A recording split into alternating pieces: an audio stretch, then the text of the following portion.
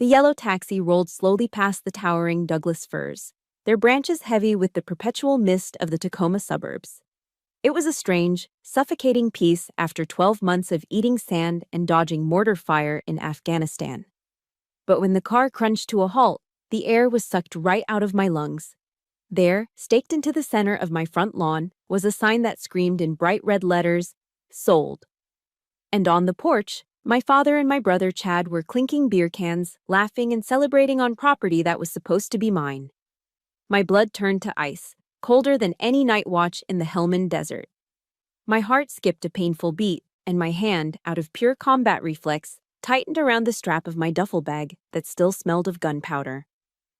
I had survived the Taliban, but looking at that sign, I felt like I had died right there on my own doorstep. My father wasn't surprised to see me.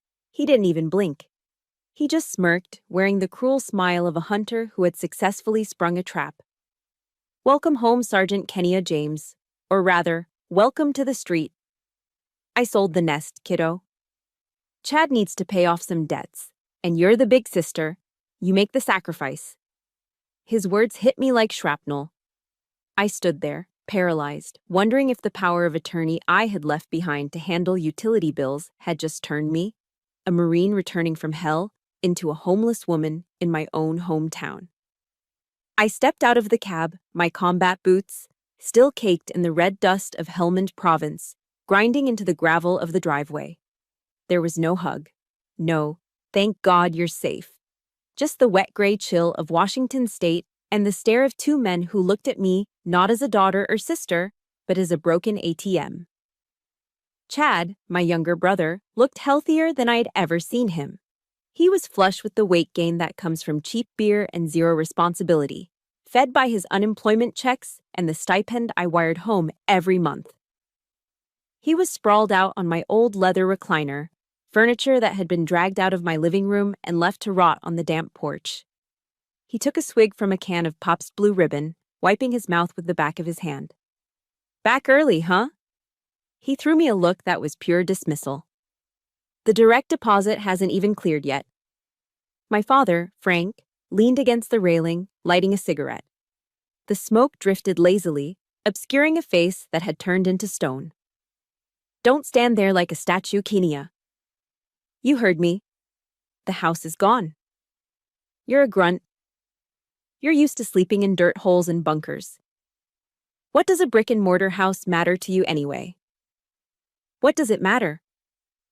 My voice cracked, not from fear, but from the sheer audacity of it. The rage started to boil in my gut, hot and fast. This was my retirement plan, Frank. This was my sanctuary for when I got out. By what right did you sell it? Frank straightened up, tapping the breast pocket of his flannel shirt, where a thick, folded envelope was bulging. "By the right of being your father, and by that power of attorney you signed before you deployed." He stepped closer, the smell of stale whiskey and old tobacco hitting me in a wave. It was the smell of my childhood, the smell of disappointment. "Chad got into some trouble with the wrong people. Loan sharks? They threatened to cut his Achilles tendons, Kenya. You want your brother in a wheelchair?" He lowered his voice, adopting that manipulative tone I had heard for 32 years. The weaponizing of family. Family means sacrifice. You're strong. You're a Marine. You can take a hit and keep moving. You can handle being homeless for a bit. But Chad? He's weak. He needs me to save him. Stop being so selfish, Kenya. Don't count pennies with your own flesh and blood. I opened my mouth to scream that it wasn't pennies, it was $300,000 and my entire future. But my eyes snagged on something in Chad's hand. He had spilled some of his cheap beer on the wooden floorboards of the porch. To wipe it up, he had grabbed a bundle of fabric from the pile of my belongings they had tossed outside. It was my camo jacket. Not just any jacket. It was the one I wore during my first tour. The sleeve was still stiff with the dried blood of Corporal Perez, the man who had died dragging me to cover during an ambush in Kandahar. I had kept it unwashed, wrapped in plastic, a sacred relic of what we lost, and Chad was using it as a rag. "Oops," Chad giggled, scrubbing the beer foam with the American flag patch on the shoulder. "Making a mess." The world narrowed down to a tunnel. The sound of the wind in the fir trees faded. All I could hear was the rushing of blood in my ears. That wasn't just fabric. That was honor. That was a life. I lunged forward, covering the distance in 2 strides, and ripped the jacket from his hands. Chad flinched, then laughed, a high-pitched, mocking sound. Relax, it's just a dirty old rag. You treat that garbage like gold. You've gone crazy on your little vacation over there in the sandbox, haven't you? Vacation? To them, facing the Taliban, watching friends explode, sleeping with a rifle barrel under my chin, it was just an easy paycheck to fund their lifestyle. My hand balled into a fist. Every instinct trained into me by the United States Marine Corps screamed at me to strike. I could break his nose before he even blinked. I could dislocate Frank's shoulder before his cigarette hit the ground. I wanted to hurt them. I wanted to make them feel a fraction of the pain they were inflicting on me. But then, a voice in my head cut through the red haze. It sounded like my drill instructor. Discipline equals freedom. Emotion is the enemy of tactical decision-making. If I hit him now, I lose. Frank would call the sheriff. I'd be arrested for assault. I'd lose my rank, my pension, and my freedom. They would win. They would paint me as the PTSD-ridden soldier who snapped, and they would keep my money. I looked at the beer stain on Perez's blood. I looked at Frank's smug, triumphant face. He was waiting for me to explode. He wanted me to throw a punch so he could play the victim. I forced my hand to open. I took a deep, shuddering breath, locking the rage away in a steel box deep inside my chest. My eyes shifted from the burning fire of betrayal to the cold, dead stare of a sniper acquiring a target. "All right, Frank," I said. I didn't call him Dad.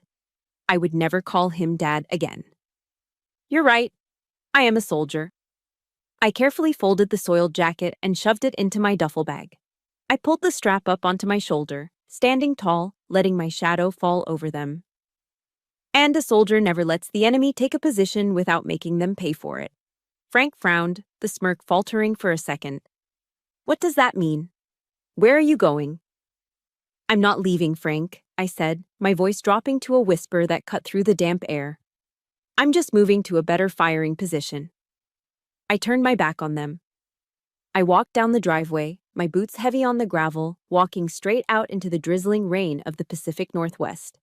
Behind me, I heard Chad crack open another beer, laughing, thinking he had won, thinking I was running away.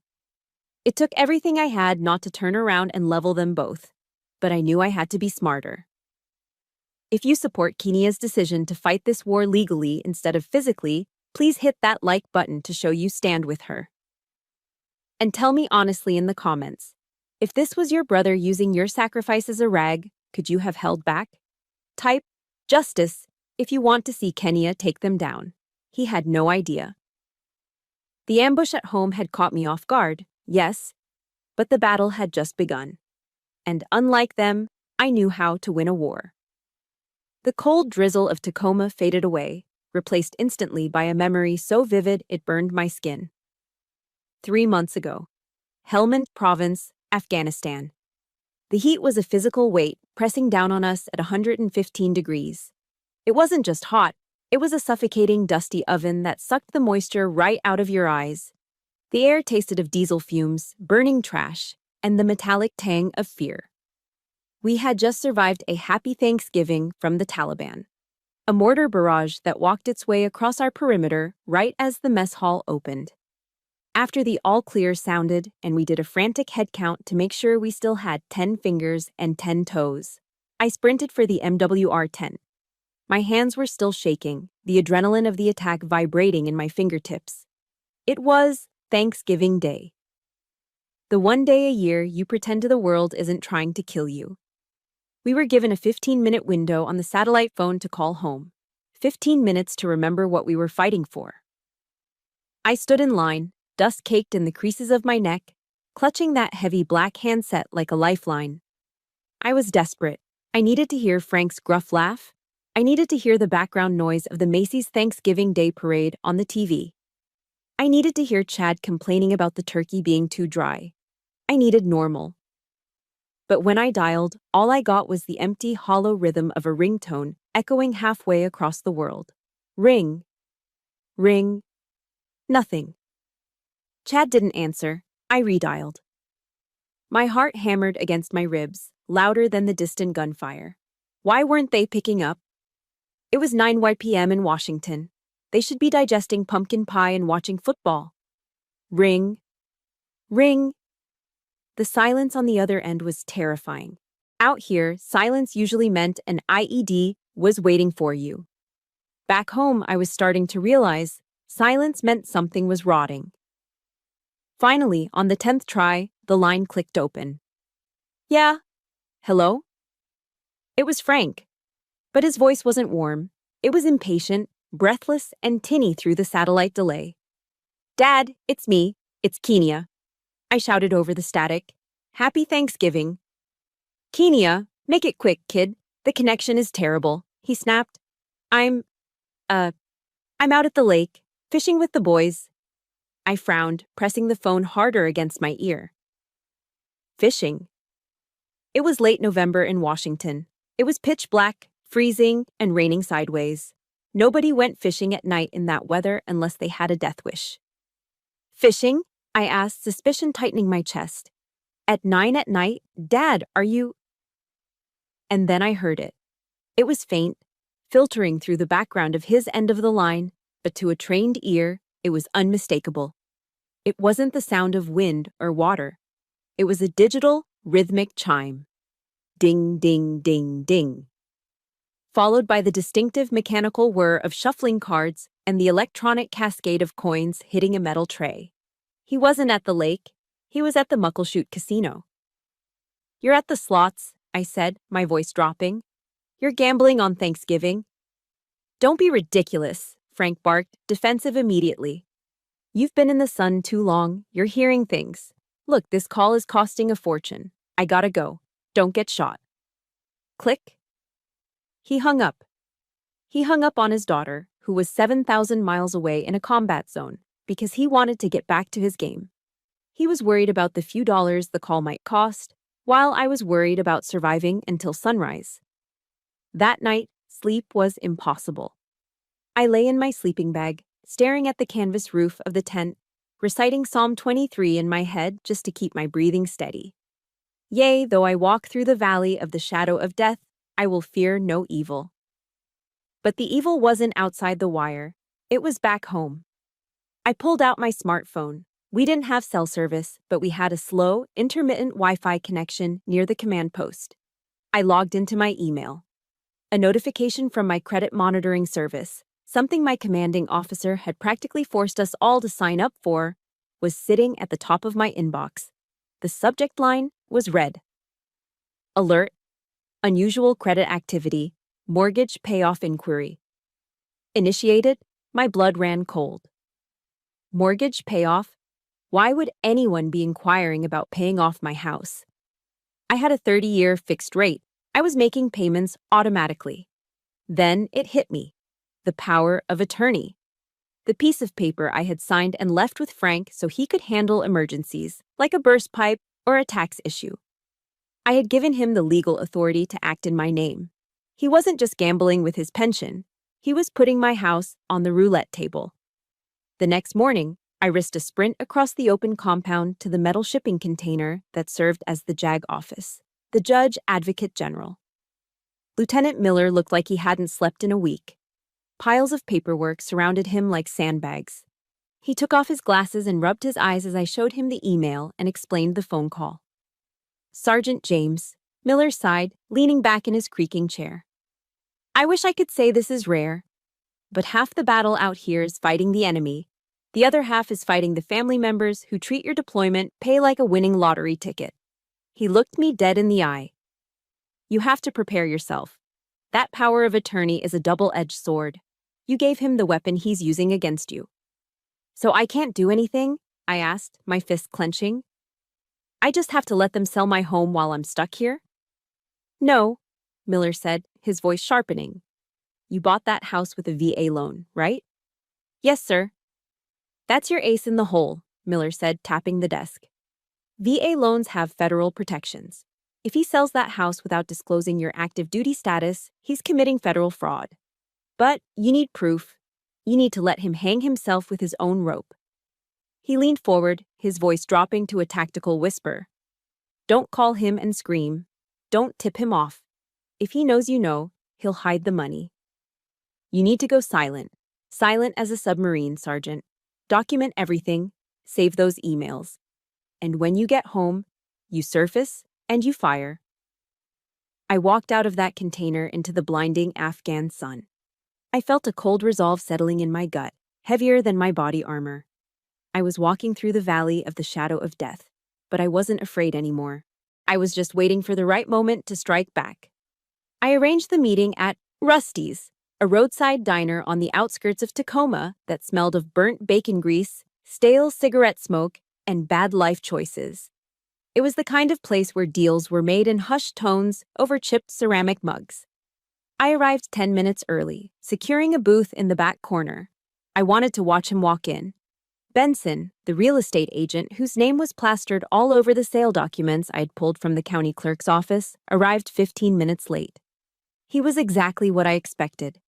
He wore a shiny, ill-fitting gray suit that looked like he'd bought it off a clearance rack at a discount warehouse. As he slid into the booth opposite me, a wave of cheap cologne hit me. A pungent musk trying desperately to cover up the smell of old tobacco. He looked me up and down. I hadn't dressed up. I was still in my jeans, boots, and my green utility jacket. In his eyes, I saw the immediate dismissal. To him, I wasn't a homeowner or a sergeant. I was just a dumb grunt, a girl who probably didn't know how to read a contract without moving her lips. He didn't even pick up the laminated menu. He just waved a hand at the waitress. Black coffee, quick. Then he turned that oily, condescending smile toward me. Miss James, he said, leaning back and spreading his arms along the top of the red vinyl booth. I hear you're making quite a fuss. Your father told me you agreed to a quick cash sale. Honestly, I did your family a favor pushing this through so fast. The market is volatile. I stared at him, my hands wrapped around my glass of water. A favor? I repeated, my voice flat. You sold a 3-bedroom house in a prime school district for 30% below market value to a cash buyer in less than 48 hours. I took a slow sip of water. That creates a significant gap, Benson, about $60,000 of missing value. Where did that difference go? Did it go into your commission? Or did it go directly to the people threatening to break my brother's legs? Benson scoffed, a short, sharp sound. He flashed a set of teeth yellowed by years of coffee and nicotine. That's called a consulting fee and a risk assessment premiums, sweetheart. Look, your brother owes bad people. Your dad begged me to help. I am the savior of your family right now. You should be thanking me, not interrogating me like I'm a suspect in a cop show. He leaned in, his voice dropping to a patronizing whisper. You've been away playing soldier. You don't understand how the real world works. Just be grateful you have a little cash left over. He was trying to gaslight me. He wanted me to feel small, ungrateful, and stupid.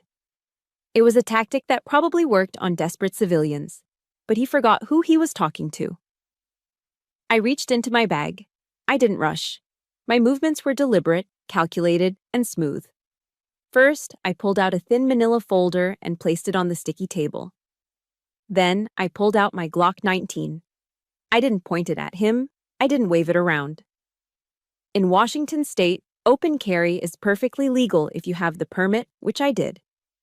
I simply set the matte black pistol on the table, right next to the sugar dispenser, barrel pointing safely away from everyone. It sat there, heavy and undeniable, a piece of cold steel reality disrupting his little game. Benson froze. His eyes bulged, glued to the weapon. The smirk vanished instantly. I'm not a cop, Benson, I said, my voice dropping an octave, cold as ice. I'm a United States Marine, and I know exactly how the real world works. I slid the folder across the table.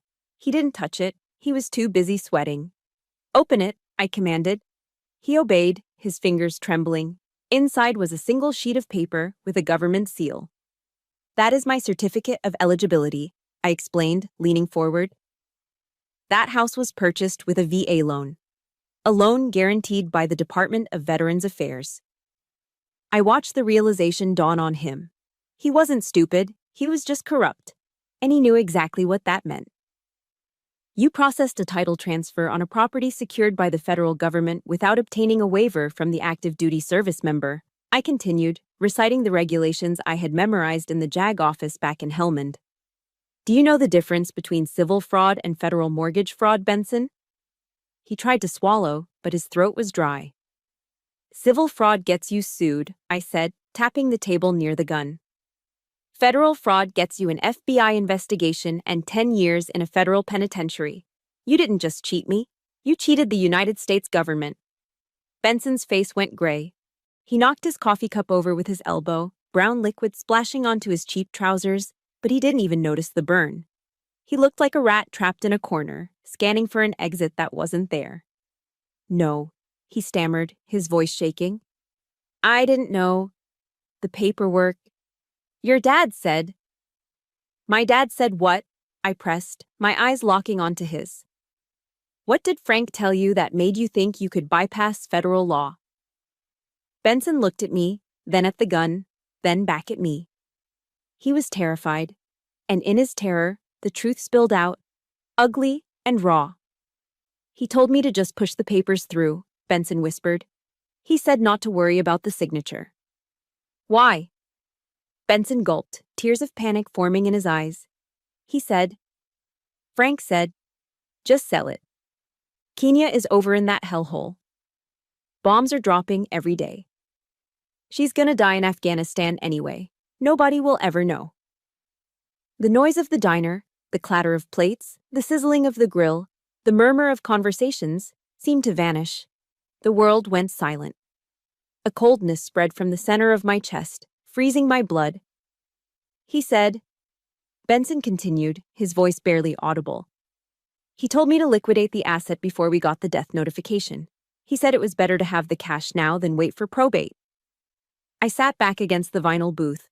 I felt like I had taken a sniper round to the gut. Frank hadn't just sold my house because he was desperate.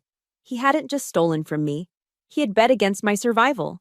He was banking on my death. To my own father, I wasn't a daughter coming home. I was a lottery ticket that was worth more dead than alive.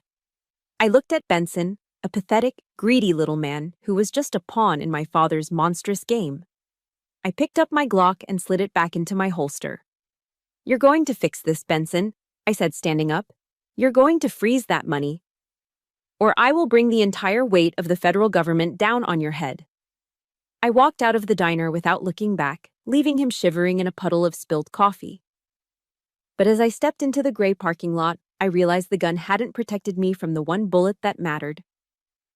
My father had pulled the trigger months ago, and I was just now feeling the wound.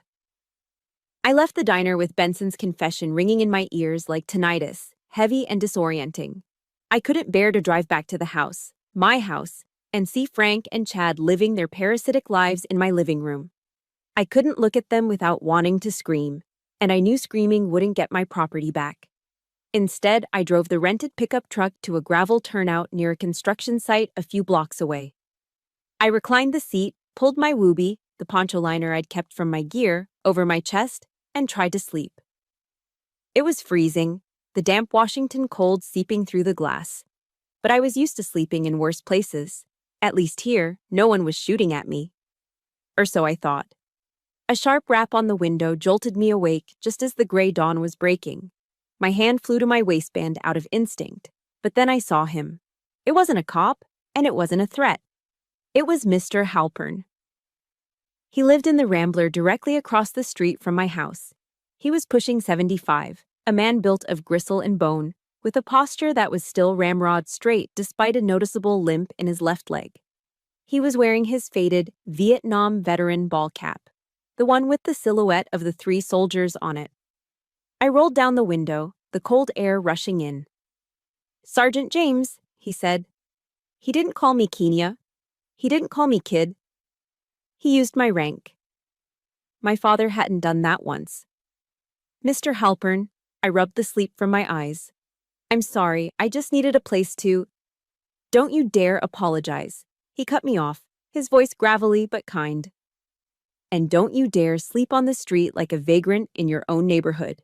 Get out of that truck. Martha just pulled a batch of buttermilk biscuits out of the oven. The coffee is hot. The simple, unasked-for kindness hit me harder than a physical blow. I nodded, unable to speak, and followed him across the quiet street. His house was a time capsule of warmth. The kitchen smelled of yeast, bacon, and strong coffee. On the wall, next to the breakfast nook, hung a shadow box displaying a row of medals: a Purple Heart, a Bronze Star, and the Combat Infantryman badge. He set a steaming mug of black coffee in front of me. Martha, his wife, gave my shoulder a gentle squeeze before retreating to the living room to give us privacy. I saw everything, you know, Mr. Halpern said, staring into his cup. I'm an old man. I don't sleep much. I sit on my porch and I watch. He looked up, his eyes filled with a deep, sorrowful anger. While you were gone, Kenia, that house turned into a circus. Loud music until 3 a.m., strange cars coming and going, looking like a drug den. Your dad, he just sat there drinking while Chad tore the place apart. He stood up and walked over to a drawer near the sink. Chad didn't just wreck the drywall, Sergeant. He wrecked the memories. Last month, I saw him hauling a box of junk to the curb. He threw this into the mud because he said it looked creepy staring at him. Mr. Halpern placed a wooden frame on the table. My breath hitched. It was the portrait of my mother.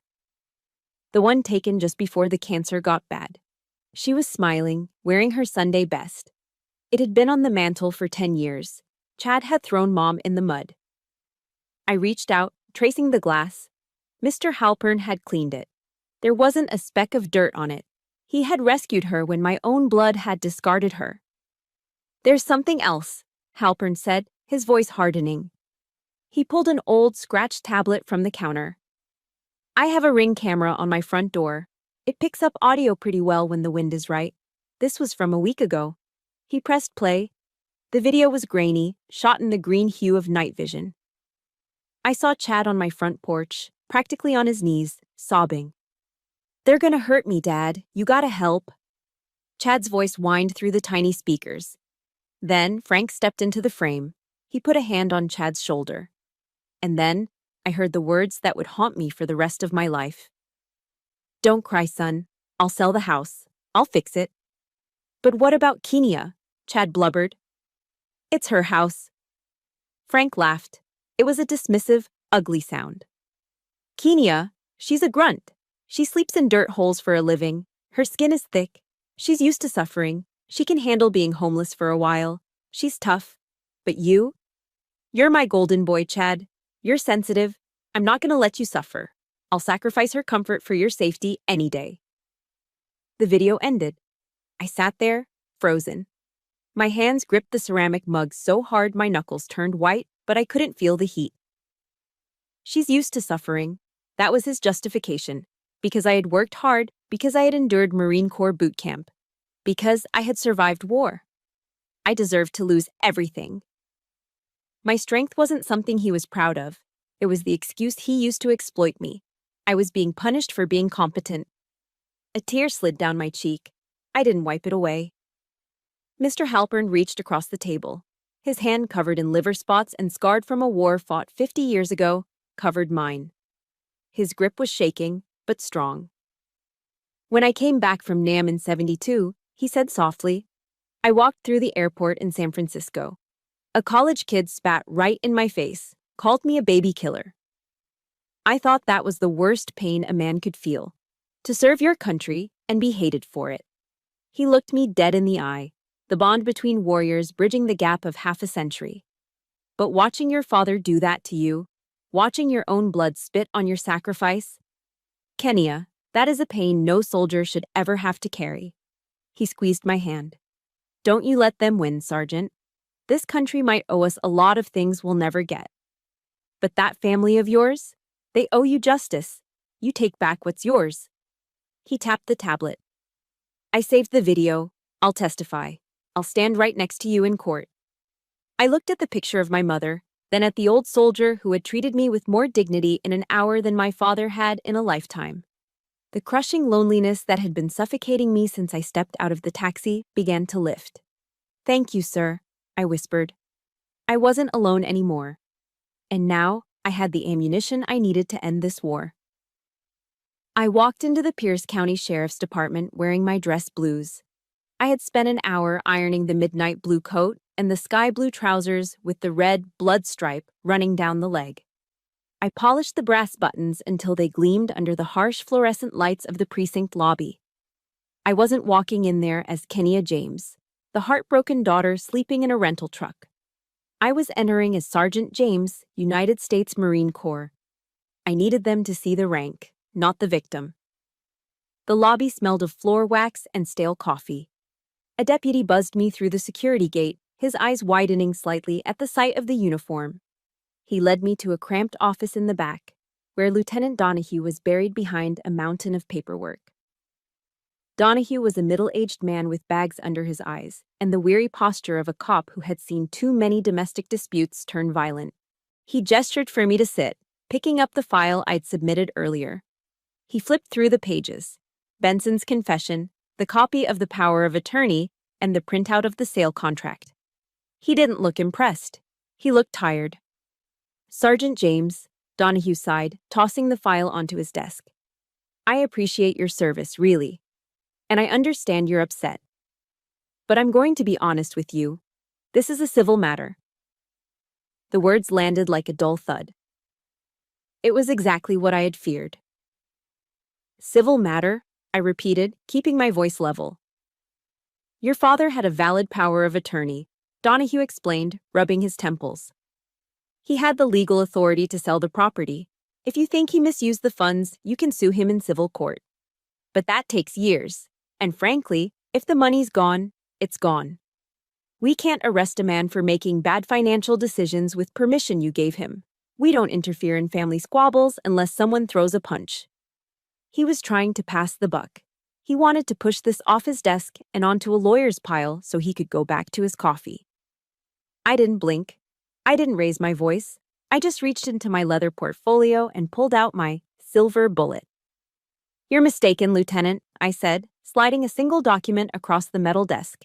"This isn't a civil dispute. This is a federal crime." Donahue frowned, picking up the paper. It was the original VA loan closing document. "My home was purchased with a VA loan," I stated, my voice cutting through the hum of the air conditioner. "It is federally guaranteed by the Department of Veterans Affairs.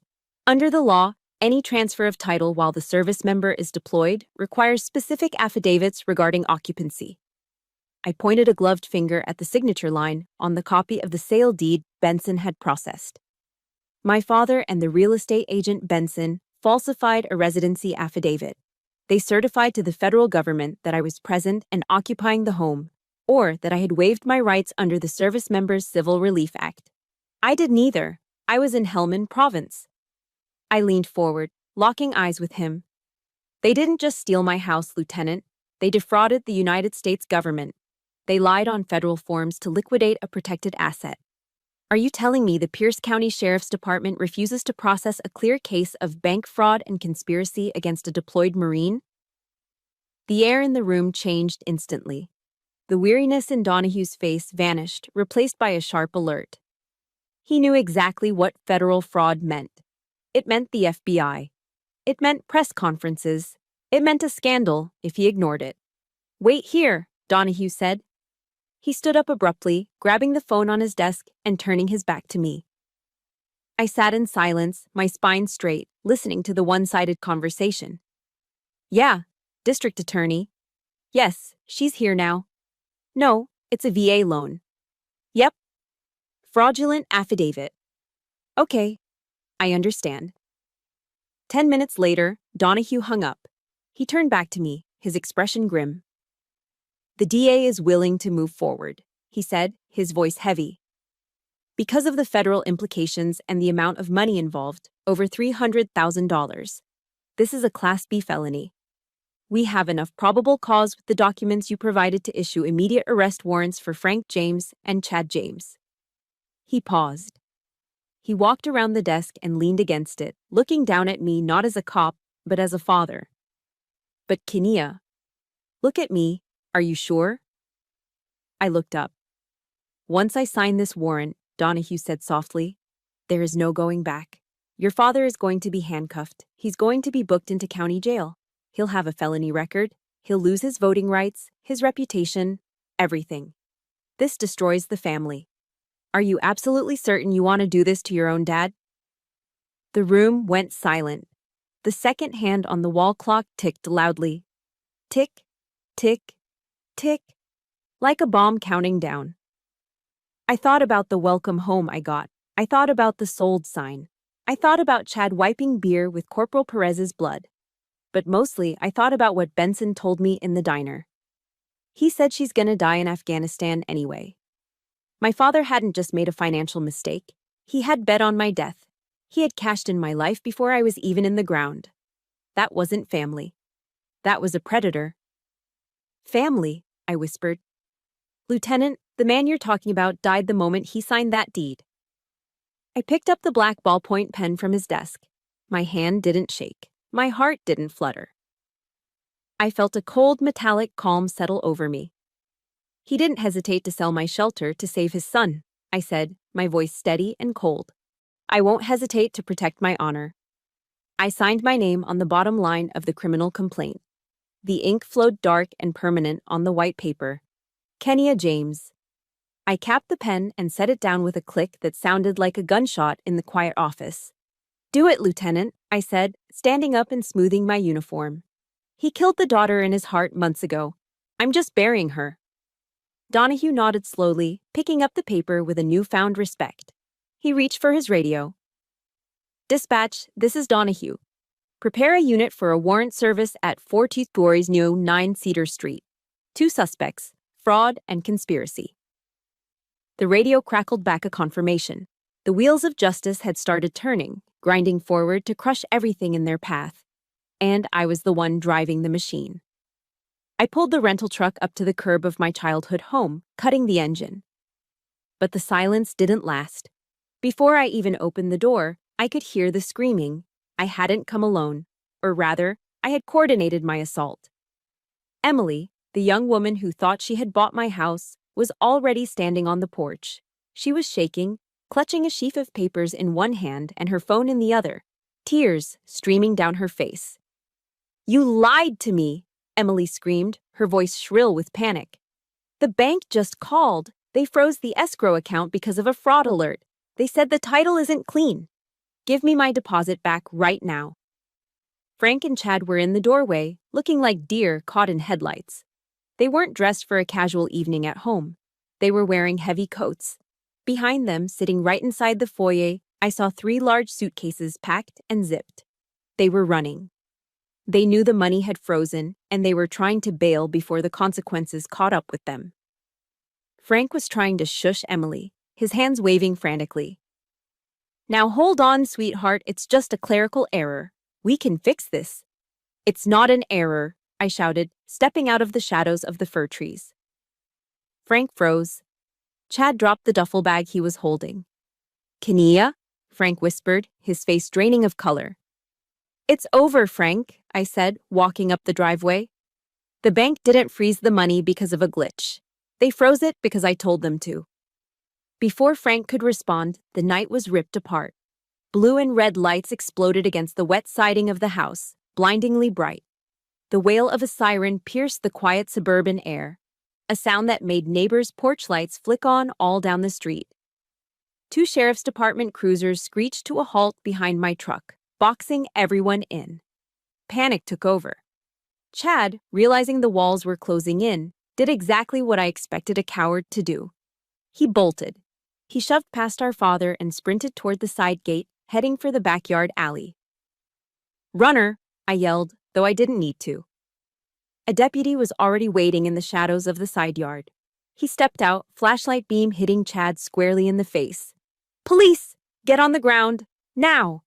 Chad crumpled. He didn't fight. He didn't argue. He just collapsed into the wet grass, sobbing instantly. On the porch, Frank turned on me. The shock in his eyes was replaced by a feral, cornered rage. He lunged down the steps, stopping inches from my face. Spittle flew from his mouth as he screamed. "What have you done?" he roared, his voice cracking. "Are you insane? You called the cops on your own father, on your brother?" He pointed a shaking finger at the police cars. Family is everything, Kenya. You protect family. You don't feed them to the wolves. Are you trying to kill your brother? He was still doing it.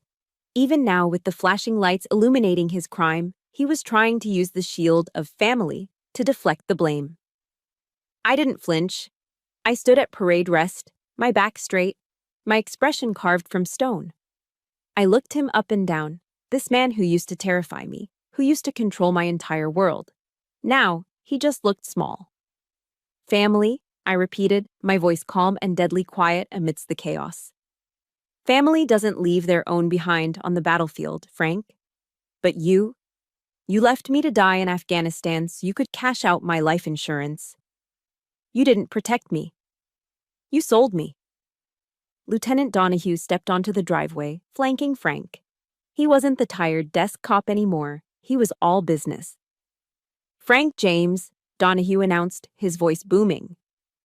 You are under arrest for first-degree theft, mortgage fraud, and conspiracy to violate the Service Members Civil Relief Act. Frank tried to back away, but another deputy was already behind him. He grabbed Frank's wrists. Click, click. The sound of the handcuffs ratcheting shut was the loudest sound I had ever heard. It was the sound of a 30-year reign of terror ending. Chad James, Donahue continued, gesturing to the deputy in the yard. You are under arrest as a co-conspirator. They hauled Chad up from the mud. He was a mess of tears and snot. As they dragged him past me, he looked up, his eyes pleading. Kenya, sis, please, he wailed, sounding like a toddler. I didn't mean it. Dad made me do it. Help me. I don't want to go to jail. I'm your brother. He called me sis. He hadn't called me that in years. He usually called me the bank, or the ATM. Now that he was drowning, suddenly we were related. I watched him with zero emotion. The brother I loved had died a long time ago, replaced by this addict who wiped beer spills with my blood-stained jacket. You're not my brother, Chad, I said coldly. You're just an accessory to a crime. They marched Frank past me next. He wasn't crying. He was staring at me with a mix of hatred and terror. He realized finally that his authority was an illusion. The law didn't care that he was the dad. As the deputy pushed his head down to put him in the back of the cruiser, Frank screamed one last desperate lie. I did this for you, he yelled, his voice muffled by the plexiglass. I didn't want you to have to carry his debts. I was trying to help. I walked up to the patrol car. I bent down, looking through the wire mesh that separated the front seat from the cage in the back. Frank was slumped against the seat, looking old and defeated. I tapped on the glass to get his attention. Don't worry, Dad, I said, my voice projecting clearly through the open window partition. You always said your biggest worry was Chad having a roof over his head and food on the table without having to work for it, right? Frank stared at me, confused. I leaned in closer, delivering the final payload. Well, congratulations. You got your wish. Prison gives you 3 hots and a cot for free. You and Chad are set for life. I just made your dream come true. I stepped back and signaled the deputy. He nodded, put the car in gear, and slowly rolled away. I stood alone in the driveway as the red and blue lights faded into the distance, leaving me in the darkness. The wind rustled through the Douglas firs, and for the first time in my life, the air didn't smell like fear. It smelled like rain, and it smelled like victory. The red and blue strobe lights finally disappeared around the corner, taking the wailing sirens with them. The silence that rushed back into the cul-de-sac wasn't peaceful. It was heavy, like the sudden drop in pressure after an IED goes off. I stood alone in the driveway for a long time, listening to the wind hiss through the Douglas firs. Then, shivering, I turned and walked back into the house I had just fought a war to reclaim. I locked the front door, the deadbolt clicking into place with a sound that felt final. Inside, the house didn't feel like a sanctuary. It felt like a crime scene. The air was thick and sour, a nauseating cocktail of stale, Pabst Blue Ribbon, old cigarette smoke that had seeped into the curtains, and the greasy scent of days-old pizza. I walked into the living room, my boots crunching on something. Broken glass? Probably from one of Chad's parties. I had won. The deed was safe. The squatters were gone. But as I looked around at the stained carpet and the holes punched in the drywall, victory tasted like ash in my mouth. I had saved the physical structure, sure. But to do it, I had to burn the last bridge connecting me to the people who were supposed to love me. I couldn't just stand there. The Marine Corps trains you that inaction is death. If you stop moving, you start thinking, and if you start thinking, you start falling apart. So, I started cleaning. I grabbed a black heavy-duty trash bag from under the sink and started aggressively sweeping trash off the coffee table. Beer cans, fast food wrappers, lottery tickets. Losers, every single one of them. I knelt down to clear out the junk from under the sofa, and my hand brushed against a cardboard box.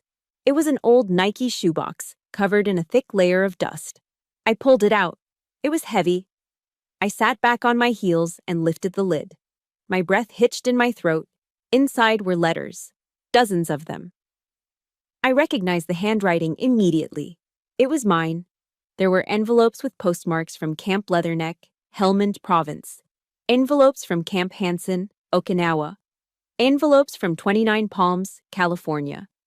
Every letter I had written home over the last 13 years of service was in this box. I picked up the top one, dated 3 months ago, just before Thanksgiving. My hands started to tremble. The envelope was still sealed. I picked up another, sealed, and another. Sealed. I frantically dug through the box, scattering the envelopes on the dirty floor. Every single letter was unopened. They had never read a word I wrote. They didn't know about the friends I lost. They didn't know about the promotion I made. They didn't know about the lonely nights I spent wondering if they were thinking of me. But then I noticed something else. The envelopes had been tampered with. A small slit had been carefully sliced at the top of each one, just wide enough to slide out the content without opening the letter itself. The checks were gone. Every single dependency allotment check I'd included in those letters had been surgically removed and cached. But the letters themselves, my thoughts, my fears, my love, had been tossed into a shoebox under the couch like garbage. A sound escaped my throat, a guttural sob that echoed in the empty room. I wasn't a daughter to them. I wasn't a sister. I was a financial transaction. I was a recurring deposit. I slumped forward, burying my face in the pile of unopened mail. And for the first time since I stepped off that taxi, I let myself break. I cried for the little girl who thought if she just worked hard enough, her daddy would finally be proud of her. I cried because I realized I'd been an orphan for a long time. I just hadn't admitted it until now. My phone buzzed against the floorboards, vibrating angrily. I wiped my eyes and looked at the screen. It wasn't a text of support. It was Aunt Linda. Then a call from Uncle Bob. Then a message from a cousin I hadn't seen in a decade. I made the mistake of answering Linda's text. How could you? He's your father. You ungrateful brat. You have all that military money. Why couldn't you just help your brother? You're cold-blooded.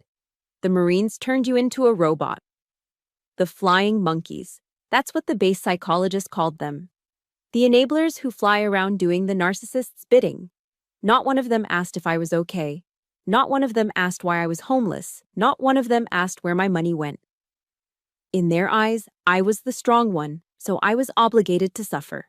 Because I had the capacity to endure pain, they felt entitled to inflict it. To them, my boundaries were an act of aggression. I didn't reply. I held down the power button on my phone until the screen went black. I tossed it onto the sofa cushions. Their judgment didn't matter. They weren't in the trenches with me. I stood up, my knees cracking. I walked into the bathroom and turned on the tap. The water ran cold. I splashed it onto my face, scrubbing away the tears and the grime. I looked at myself in the mirror. Dark circles under my eyes, sun-damaged skin, the faint, jagged white scar on my forehead from the shrapnel in Helmand. I looked like hell. But I was still standing. I remembered a speech by Admiral McRaven we watched during training. He said if you want to change the world, start by making your bed. It's a simple task. It establishes order. I couldn't change my family. I couldn't change the past, but I could clean this floor. I went to the utility closet and grabbed the mop and a bucket of bleach water. The smell of the chemicals was sharp and clean, cutting through the stench of stale beer. It takes a terrifying amount of strength to cut off the people you love when they become toxic. I'm scrubbing this floor to wash away the past, but I know the emotional scars take longer to heal. If you support Kenia's decision to choose her own mental health over a toxic family, please hit that like button. And tell me in the comments, have you ever had to walk away from a family member to save yourself? Type, I survived, if you've been there. I dipped the mop into the bucket and slapped it onto the hardwood floor. I scrubbed hard. With every stroke, I imagined I was erasing Chad's footprints. With every ring of the mop, I was squeezing out the guilt Frank had planted in me. I was reclaiming my territory. Inch by inch. Tile by tile. By the time I finished, it was 3 years. The house smelled of bleach and lemon. My muscles ached, but my mind was clear. I grabbed my sleeping bag from my duffel, unrolled it in the center of the clean living room floor, and lay down. The house was empty. The furniture was gone. My family was in a cell. But as I closed my eyes, listening to the rain tap against the roof, I realized something. For the first time in 32 years, I was safe. 3 days later, I walked through the heavy security doors of the Pierce County Jail. The air inside was recycled and smelled faintly of industrial floor cleaner and unwashed bodies. It was a smell that stuck to the back of your throat, cold and sterile. I sat on a metal stool in the visitation booth, waiting. My reflection stared back at me from the thick, scratched plexiglass divider. I looked tired, but for the first time in months, the tension in my jaw was gone. Then, the door on the other side buzzed open. A guard escorted Frank in. I almost didn't recognize him. In just 72 hours, my father had aged 10 years. The bright orange jumpsuit hung loosely on his frame, which seemed to have collapsed in on itself. His skin was pasty and gray, covered in a sheen of cold sweat. His hands, usually steady enough to hold a cigarette or a winning poker hand, were shaking violently. The alcohol withdrawal was tearing him apart. He sat down heavily, avoiding my eyes at first. He picked up the black phone receiver, his movements jerky and uncoordinated. I watched him for a moment, feeling a strange detachment. The terrifying giant of my childhood was gone. All that was left was a trembling old man in a cage. I picked up my phone. Kenia, he breathed, his voice cracking through the static of the line. He looked up, his eyes bloodshot and desperate. Thank God you came. I knew you would. I knew you wouldn't leave me in here. He leaned closer to the glass, misting it with his breath. The public defender. He said if you talk to the district attorney, if you agree to drop the charges, or at least ask for leniency, I could get a suspended sentence. I could be out by Tuesday. He offered me a weak, pleading smile. He still didn't get it. He thought this was just another mess I was going to clean up, another bill I was going to pay. I'm not dropping the charges, Frank, I said. My voice was calm, steady, and devoid of anger. It was just a fact.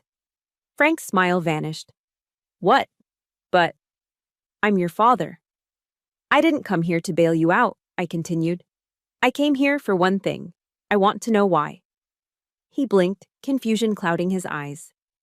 Why me? I asked, pressing my hand against the cold metal counter. You had a choice. You could have sold your truck. You could have taken a loan. But you chose to commit a federal crime and sell my home. You chose to erase my life to save Chad's. Why? Frank looked down at his shaking hands. A tear leaked out of his eye, tracking through the stubble on his cheek. I was scared, he whispered. Those guys, the loan sharks, they said they were going to kill him, Kenia. They sent photos. So you sacrificed me? He looked up, and for the first time, he spoke the raw, ugly truth. You're strong, Kenia, he said, as if that explained everything. You've always been the strong one. You're a Marine. You can sleep in the mud. You can eat MREs. You know how to survive pain. I knew. I knew you could handle losing the house. You'd figure it out. You always do. He swallowed hard. But Chad? He's weak. He's soft.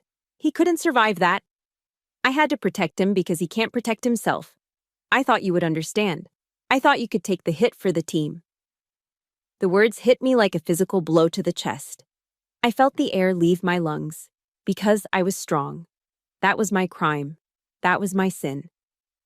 I'm not strong because I want to be, Frank, I said, my voice rising, trembling with a sudden hot wave of grief.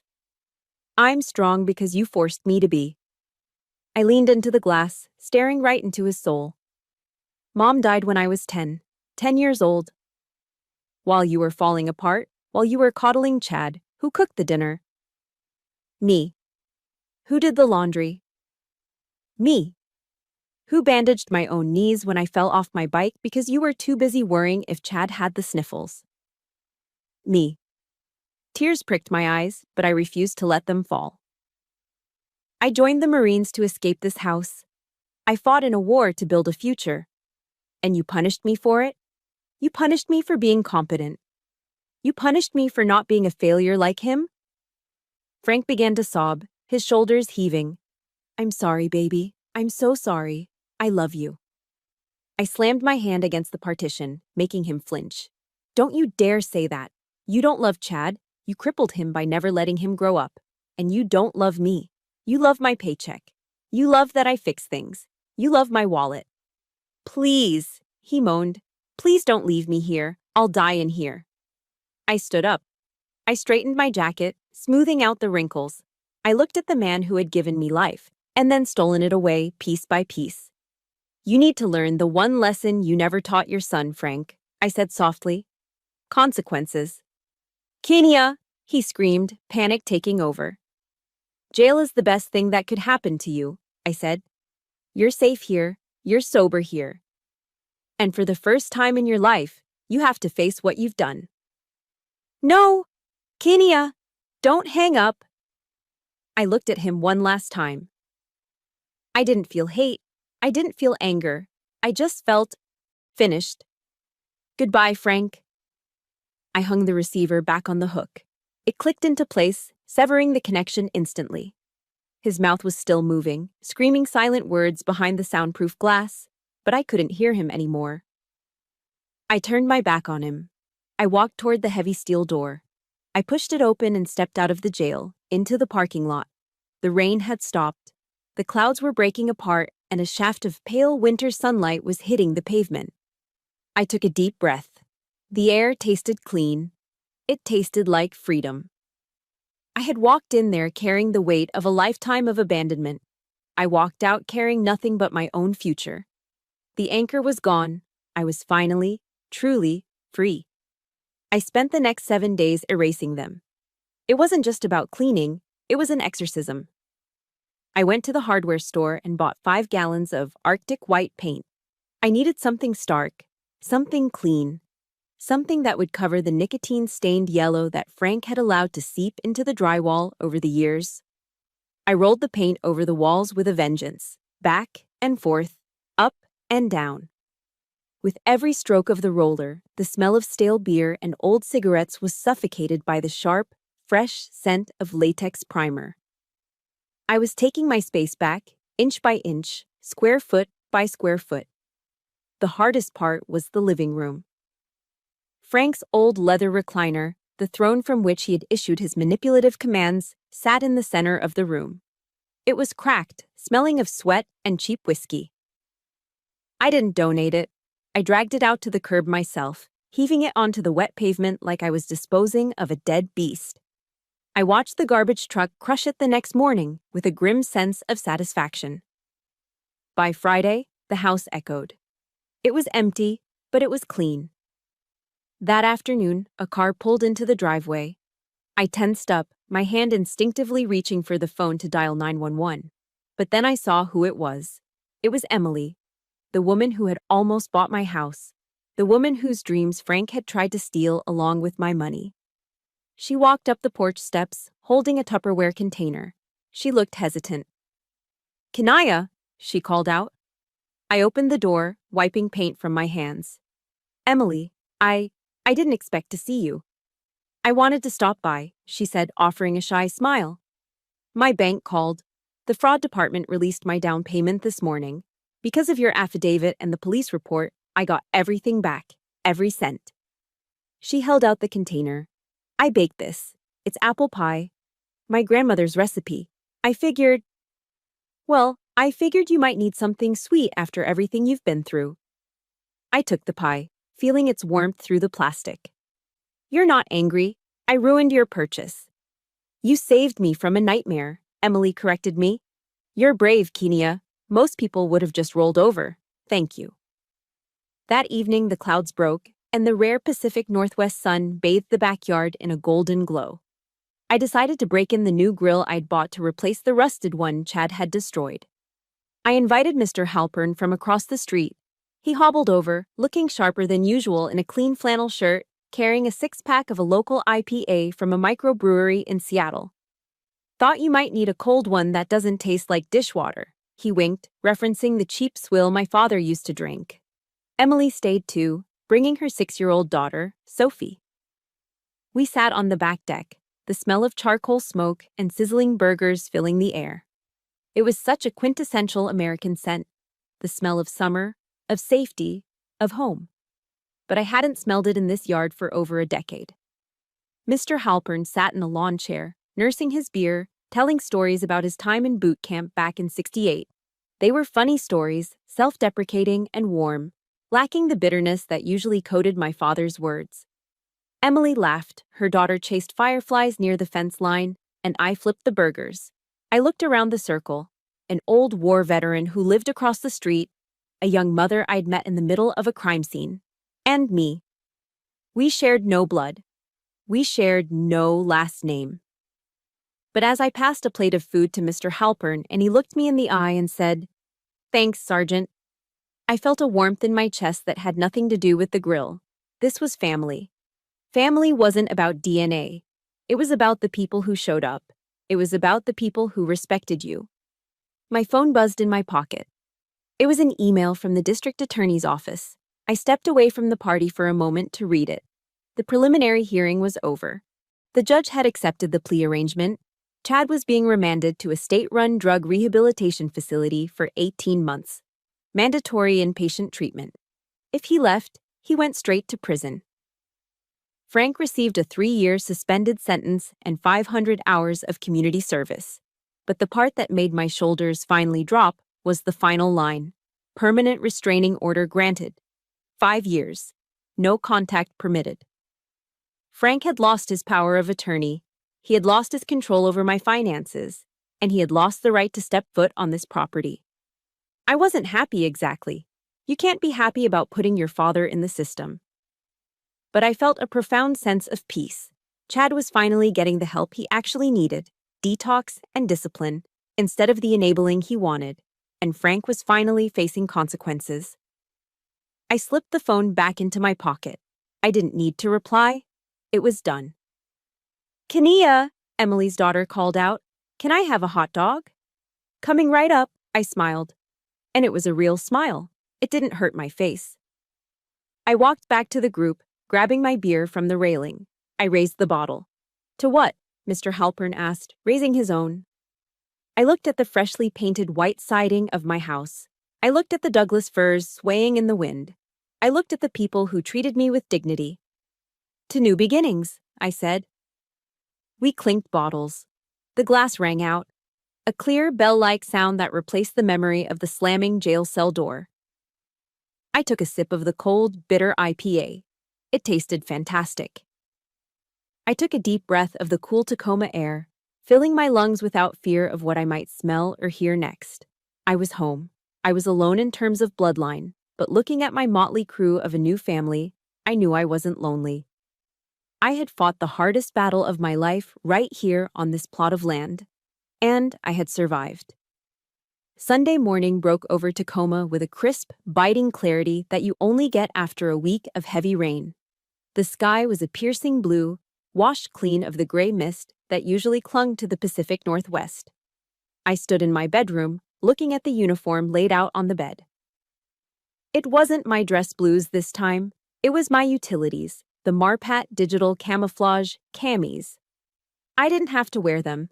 I wasn't reporting for duty at the base, but today, putting them on felt necessary. It was a ritual. I pulled on the trousers, buttoning them up. I bloused my boots perfectly. I shrugged into the blouse, checking the name tape over my heart. James. I walked out to the front porch. In my hands, I carried a heavy folded triangle of fabric. The old flagpole attached to the porch column was still there, but the flag hanging from it was a disgrace. It was tattered, grayed by exhaust fumes and mildew, wrapped sadly around the pole. Frank hadn't touched it in years. It was just another thing he had neglected, another symbol he had let rot while he drank his life away. I lowered it slowly, treating the damaged fabric with reverence it didn't receive from my father. I unclipped the grommets and set it aside to be retired properly at the VFW hall later. Then, I unfolded the new one. It was vivid, the colors so bright they almost hurt my eyes. Red, white, and blue. I clipped it to the halyard and hoisted it up. The wind caught it immediately. It snapped open with a sharp thwop, expanding fully against the morning sky. I took a step back and saluted. This wasn't just a display of patriotism, this was a planting of the flag. This was a declaration of territory. This house, this land, this life. It was a sovereign nation now. It was defended, and no enemy, foreign or domestic, would ever breach its perimeter again. As I turned to go inside, my cell phone buzzed on the porch railing. I looked at the screen. Pierce County Detention Center. My stomach tightened just for a second, the old reflex of fear. But I breathed through it. I swiped answer. You have a prepaid call from an inmate, Chad James, the automated voice announced. To accept, press 1. I pressed 1. Kenya? The voice was small. Weak. It didn't sound like the arrogant, beer-swilling leech who had laughed at me a week ago. It sounded like the little brother I used to carry on my back when he scraped his knee. I'm here, Chad, I said, my voice neutral. I just wanted to say... He paused, and I heard a sniffle. It's hard in here, Kenya. The withdrawals are hell. I'm shaking so bad I can't hold a spoon. But... The counselor said I have to own my stuff. He took a jagged breath. I'm sorry. I'm sorry about the house. I'm sorry about Mom's picture. I was so used to you fixing everything. I leaned against the porch railing, looking at the new flag dancing in the wind. A part of me, the sister part, wanted to tell him it was okay.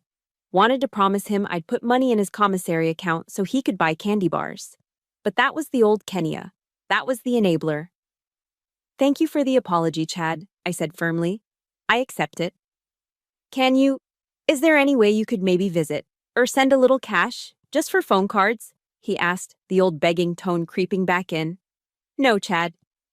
The silence on the line was heavy. You are exactly where you need to be, I told him, my voice kind but immovable as granite. You need to learn to stand on your own 2 feet. I am not your bank anymore. I am your sister. And as your sister, the best thing I can do is let you figure this out. But I will be waiting for you when you walk out in 18 months, I cut him off. I'll be waiting to meet the man you become. But I won't support the boy you were. Good luck with rehab, Chad. I hung up. I didn't feel guilty. For the first time, I realized that true love isn't about saving people from their consequences, it's about letting them survive them. I walked inside and sat at my dining room table. I opened my laptop.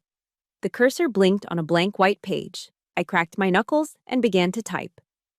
Title: The Trenches at Home. Subtitle: A Field Manual for Protecting Your Finances from Friendly Fire. I started writing.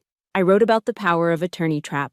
I wrote about the VA loan loopholes. I wrote about the red flags of financial abuse that I had ignored for years because they came from people who shared my last name. I poured every ounce of my pain, my anger, and my hard-won knowledge into that keyboard.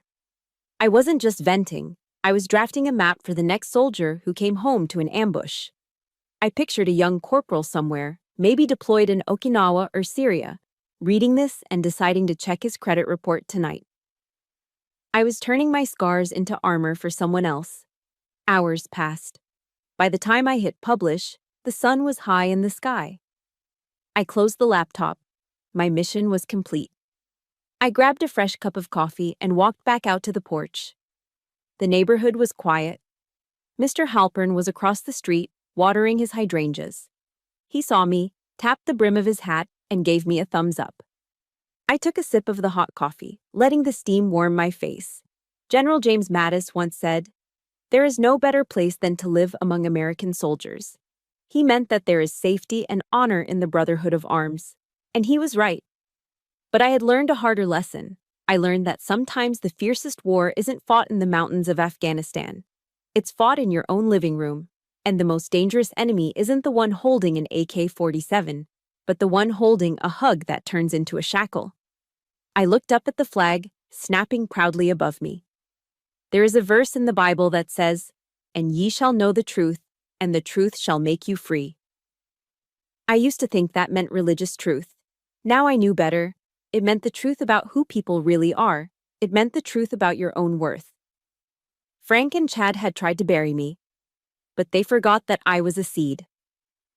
I took a deep breath of the pine-scented air. I was Kenia James. I had fought, I had bled, I had lost a family, but I had found myself, and I was still standing. Throughout this journey, I learned that loyalty is a dangerous word if it's blind. We often grow up thinking that loving our family means setting ourselves on fire just to keep them warm, especially when we are the strong ones. But I'm here to tell you, that isn't love, it's enabling.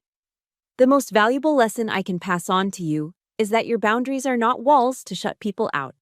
They are the perimeter defense that keeps your self-respect safe. Never apologize for protecting your financial future or your mental peace. You cannot save anyone else if you are drowning in their chaos. I didn't share my story just to vent. I shared it to arm you. If my fight for justice resonated with you, please hit that like button right now. It helps this message reach other soldiers who might be fighting a silent war in their own living rooms. And I want to hear from you. Have you ever had to make the hard choice to choose yourself over a toxic relationship? Type "I stand tall" in the comments below to show that you are a survivor too. Don't forget to subscribe to the channel for more stories of resilience, truth, and justice. Semper Fi.